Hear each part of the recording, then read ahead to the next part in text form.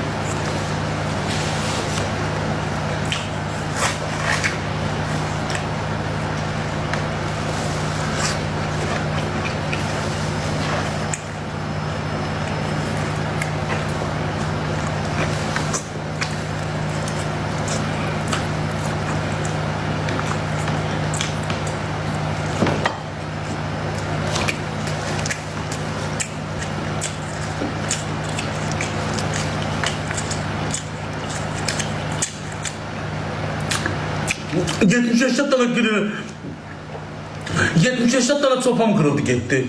Allah hak 70 yaşında tane çopam kırıldı gitti. Hele ki ben o zayıfmış 3 gün 4 gün anlaşmazdım. Bir eziyet çektim. Yekərtdim bir kırıldı. Gözünüz yıktı. Hayf mənim əziyyətimə. Hayf. Allah'ın olsun. Sakla. Pokum püsümü temizle. Sakla. Hayf əziyyətimə. Diye kırıldı gitti.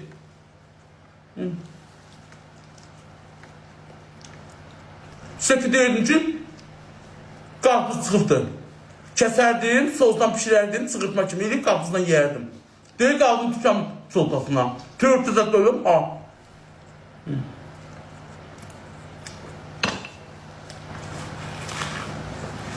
Bəxtəvərçilik verə. Töyüklarımı qırdırıb, indi qalmışam mən. Maddi bəxtəvərçilik verə, yataqlara salasınız. El olacaq ki, kravatdan qalxa bilməyəcəm.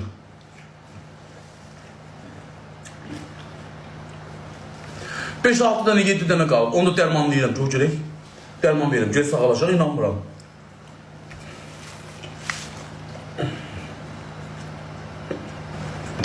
İnanmıram. Allah bir göz nəfis yıxdı.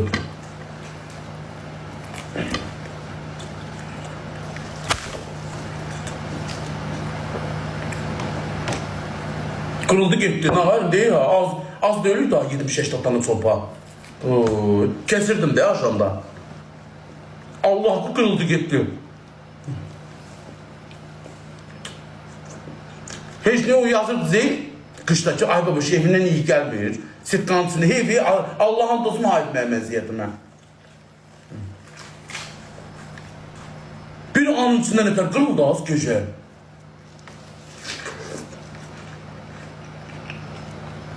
Belə edirdilər. Topu ağzını arayıb yumurdu. Götün dörmanın bir gecəncində qırıldı. Ağzını belə araladım. Bəlğəm. Çörədə göm-göy gedirdilər. Südlü göy. Elə bir ki, ot yiyib ot kimi. Bir-ikidən də töyüğüma düşdü. Töyüğüm deyil, elədir. Götüm ağzını bahalı dərmanla tükən kimi öldü. Dozasını çox eləmişəm.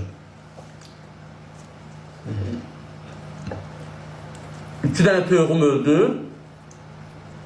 70 dənə də beçə xoruz çopararım.